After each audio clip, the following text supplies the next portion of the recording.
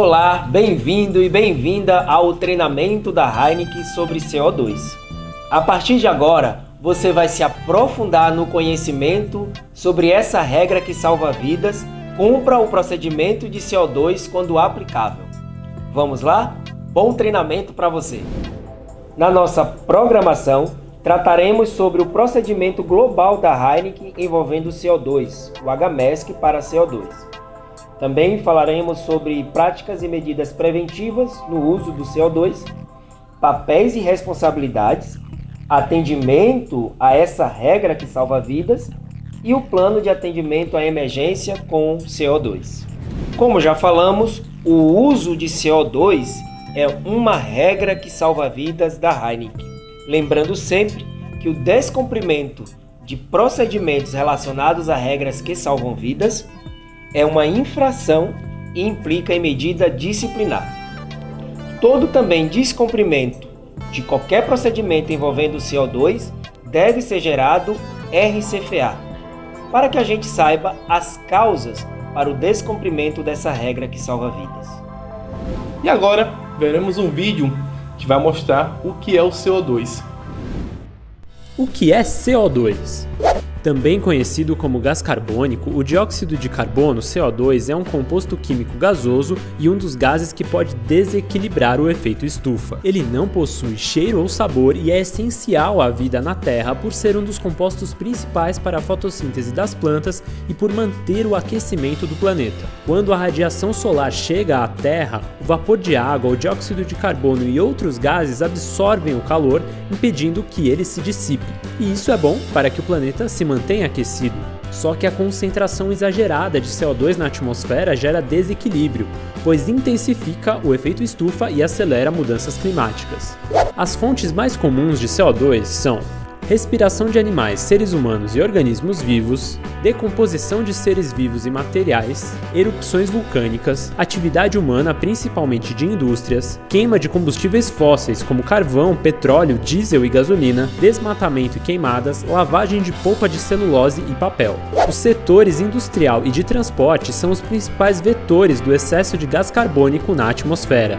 As mudanças no uso da terra também afetam ecossistemas que antes poderiam absorver CO2. A alta concentração atual de gás carbônico na atmosfera começou no final do século XVIII, quando ocorreu a Revolução Industrial, que demandou a utilização de grandes quantidades de carvão mineral e petróleo como fontes de energia. Desde então, a concentração média de CO2 vem aumentando. Alta concentração de dióxido de carbono leva à poluição do ar, chuva ácida, desequilíbrio do efeito estufa com consequente elevação da temperatura da Terra, derretimento de calotas de gelo, elevação dos níveis oceânicos, entre outros problemas. Segundo estudos, a convivência do ser humano com a poluição implica em efeitos muito negativos à saúde, como aparecimento de doenças respiratórias e cardiovasculares. Para diminuir as emissões de CO2, há medidas macro importantes a serem tomadas, como privilegiar fontes de energia renováveis, adotar políticas governamentais mais rígidas quanto ao controle de emissões, adotar padrões de qualidade do ar, priorizar o transporte público, facilitar acesso a veículos menos poluentes, incentivar reflorestamento e plantio de árvores, usar tecnologias como o sequestro geológico de carbono. Indivíduos também podem reduzir sua pegada de carbono por meio de algumas escolhas. Os vegetarianos, por exemplo, têm pegada de carbono bem menor do que quem come carne. Agora que já entendemos melhor o que é o CO2, vamos falar um pouco da sua massa e sua composição, que é uma molécula, os perigos dele no ambiente e a importância do CO2 aqui na cervejaria. O que é o CO2? CO2 é uma molécula produzida por animais, humanos, fungos e bactérias. Plantas, algas, bactérias usam CO2 para a produção do oxigênio. CO2 é um gás quase inodoro e incolor e 1,5 vezes mais pesado que o ar. 0,039% do seu volume, que chega em torno de 700 mg por metro cúbico, está na atmosfera terrestre. O CO2 é um importante ingrediente da cerveja e no nosso processo de produção. Riscos de exposição a CO2. CO2 é um gás que provoca danos à saúde humana através da inalação e remoção do ar respirável da área afetada. É considerado um produto de alto risco em nossa unidade. O CO2 provoca deslocamento do ar, o oxigênio, e portanto é asfixiante, gerando a falta de oxigênio, mau funcionamento das hemácias e falta de oxigenação nos tecidos. Alguns sintomas da exposição ao CO2: tontura, dores de cabeça, desorientação, comprometimento das funções cerebrais, coma, distúrbios visuais, doenças, paradas do coração e respiratória, fraqueza muscular, câimbras, convulsões, náuseas e agravamento de doenças pré-existentes. Risco de CO2 e níveis de efeito. Na tabela à frente, vemos o volume de CO2 e seu efeito durante a exposição do colaborador. 1%, geração sonolência. 2%, a respiração será 2 vezes mais rápida que o normal. 5%, respiração se torna pesada, a presença de sudorese, suor excessivo e pulso acelerado. 7,5%, dores de cabeça, tonturas, agitação, falta de ar, aumento da frequência cardíaca e pressão arterial e distorções visuais. 10%, deficiência auditiva, náusea, vômito, perda da consciência e letal quando a exposição a mais de 30 minutos. Acima de 20%, súbita perda de consciência, coma, convulsão e morte. Níveis de tolerância. Para garantir a segurança e eliminar possíveis danos à saúde dos colaboradores, em caso de emissão ou vazamento de CO2, a Heineken estabelece limites de atenção máximos, que devem ser monitorados através de sensores fixos nas áreas.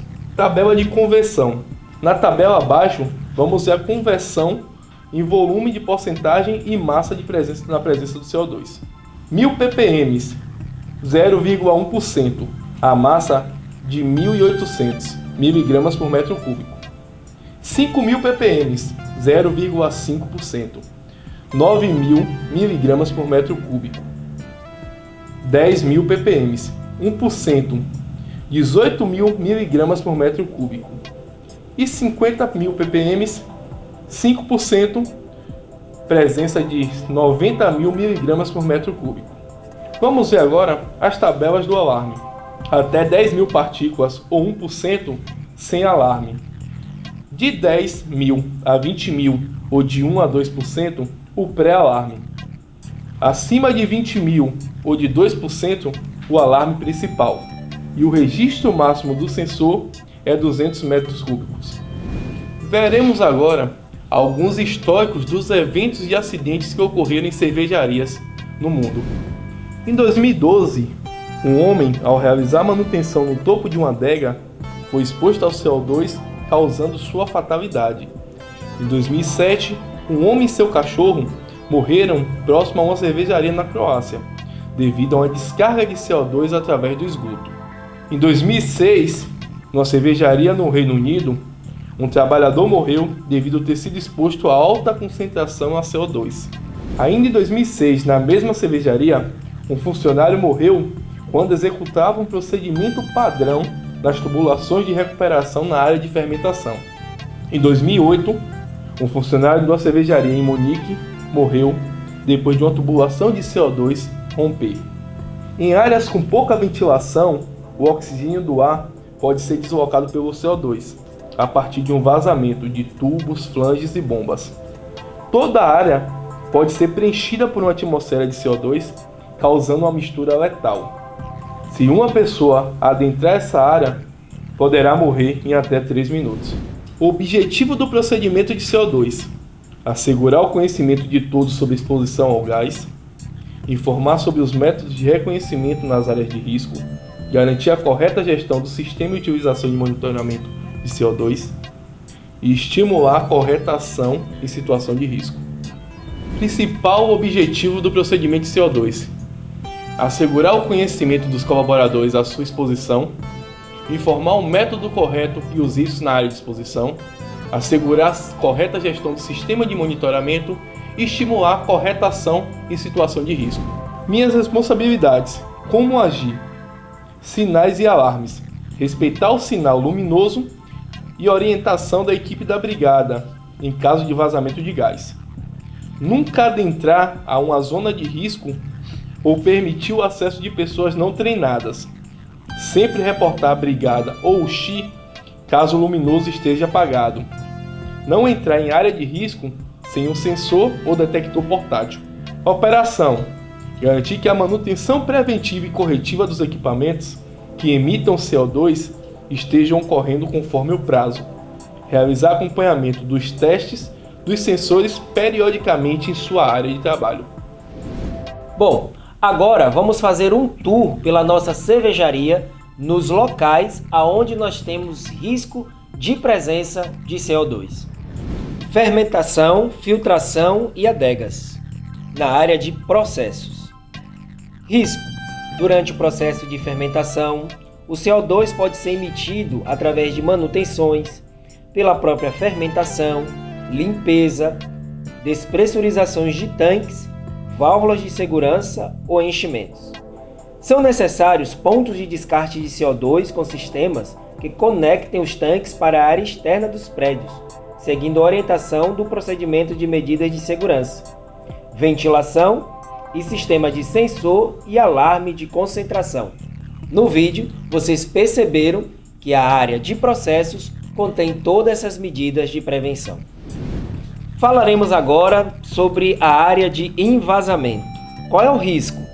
Dentro do envasamento, os riscos de emissão de CO2 são nas enchedoras, recravadoras e linha de barris, ocorrendo o acúmulo dentro e ao redor dos equipamentos.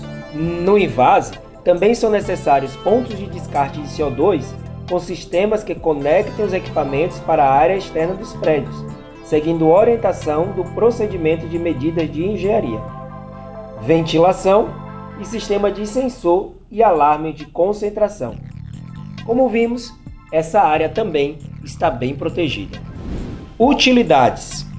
O risco é dentro da utilidades, com emissão de CO2 nas áreas de carregamento dos tanques, sistema de vaporização, estocagem, válvulas de segurança, recuperação e compressão e distribuição. Nessa área, também vale as mesmas medidas que eu já falei nas áreas de envasamento e de processos, que são pontos de descarte para CO2, com sistemas que conectem os tanques para a área externa dos prédios, seguindo a orientação do procedimento de medidas de engenharia, ventilação e sistema de sensor e alarmes de concentração. Em específico, temos algumas válvulas de regulagem, equipamentos que podem possuir válvula de regulagem mecânica de pressão de CO2, que são esses tanques: tanque pulmão de início e final de filtração, tanques de levedura, tanques de fermentação e maturação, FST, tanques de pressão, BBT, tanque de rest beer, sobras de cerveja, tanque de água desaerada e lavadores de gases. Temos também riscos na utilização de CO2 com respeito aos drenos.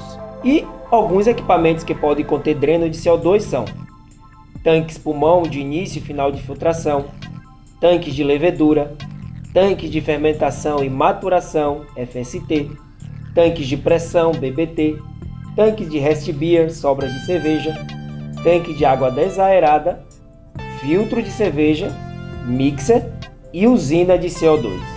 Bom, vamos falar agora sobre as medidas preventivas. As medidas de redução de dispersão de CO2 devem ser tomadas sempre com base na hierarquia de controle de segurança, com foco na eliminação do gás ou na redução da emissão nas áreas de risco, através de medidas de engenharia, sistema de monitoramento de CO2, marcação e zoneamento, preparação e resposta a emergências, treinamento, descarregamento de tanques rodoviários e tanques de cerveja e manutenção. A partir de agora, passarei para vocês alguns pontos de atenção que devemos seguir nas áreas com presença de CO2.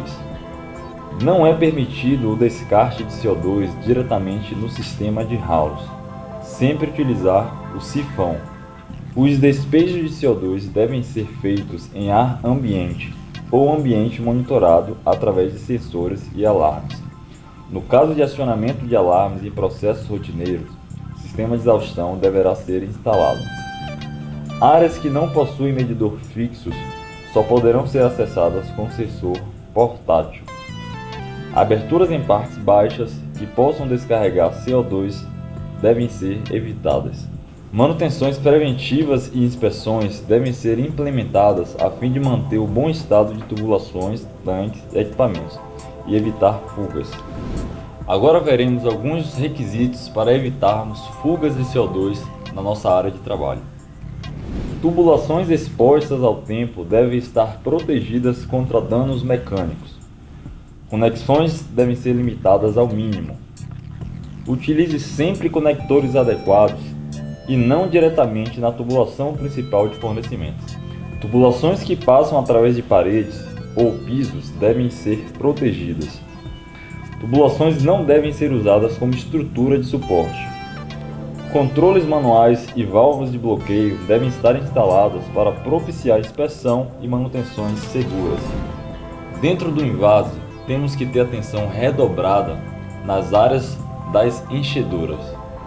As enchedoras que descarregam uma quantidade maior que 0,025 kg por segundo devem ser equipadas com sistema de exaustão no local, que deve extrair uma quantidade maior que 95% da emissão de CO2.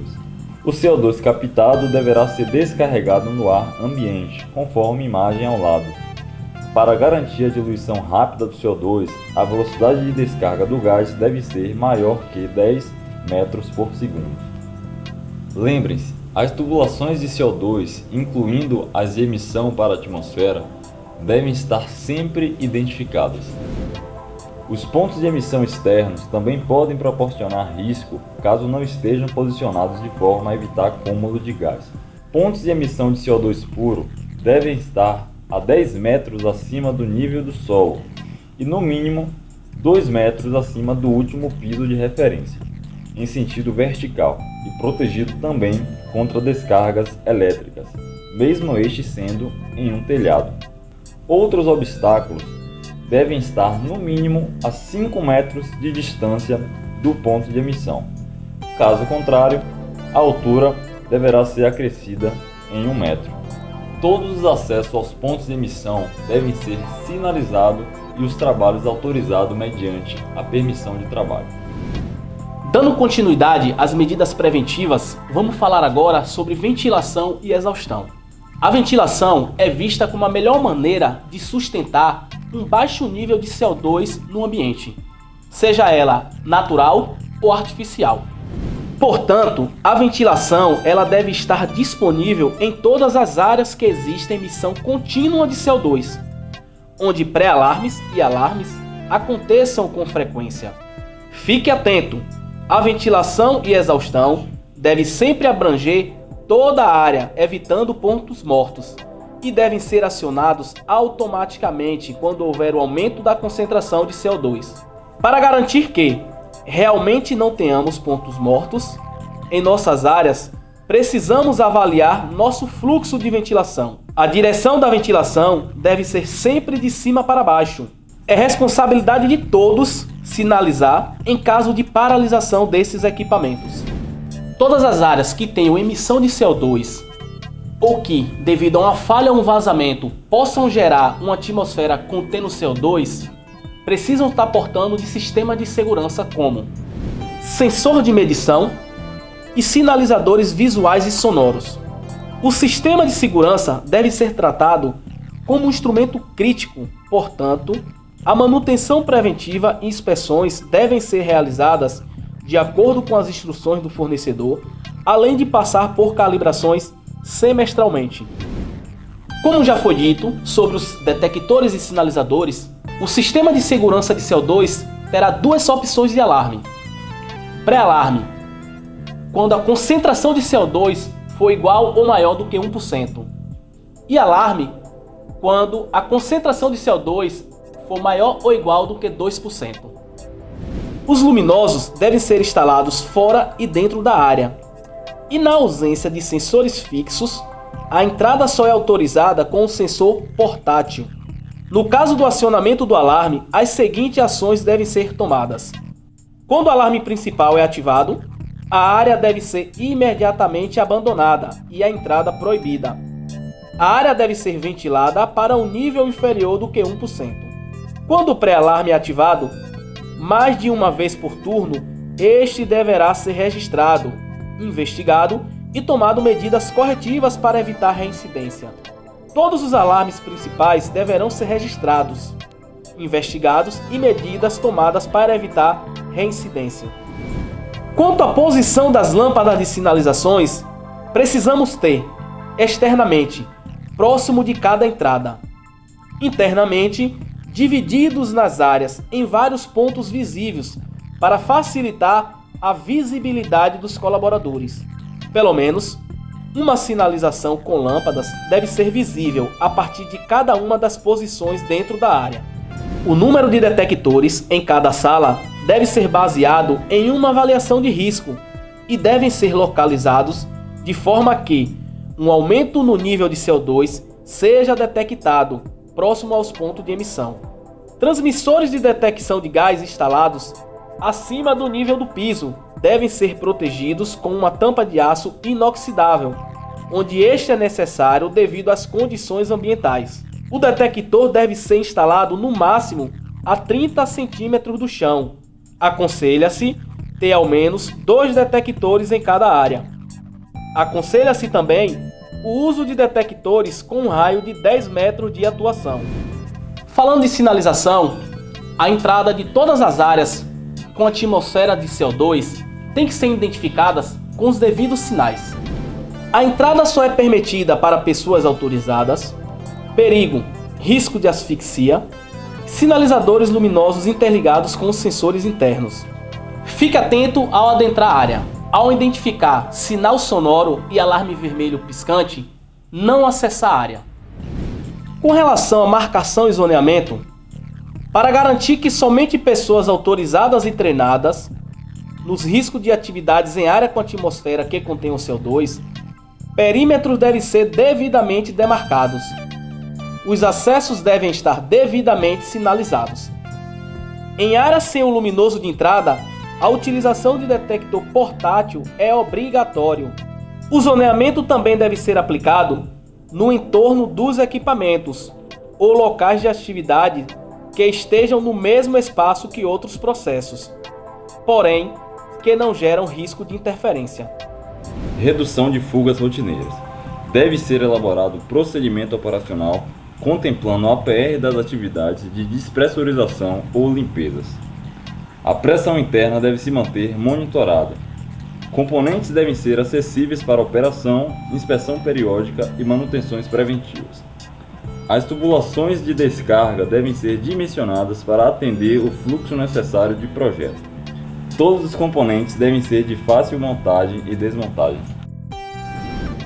Cumprir os requisitos de segurança para o uso de CO2 é colocar a segurança em primeiro lugar, bem como evitar acidentes sérios a fatais. Chegamos ao final de nosso treinamento. Aqui você deve fazer a sua aferição de conhecimento. Para sua aprovação, você deve ter 70% de aproveitamento. Se não conseguir esse 70%, você deve refazer esse treinamento e após responder novamente a aferição do seu conhecimento. Muito obrigado pela sua atenção e lembre-se sempre, toda vez que for fazer uma atividade aqui na Heineken, pergunte-se: é seguro? Coloque segurança em primeiro lugar.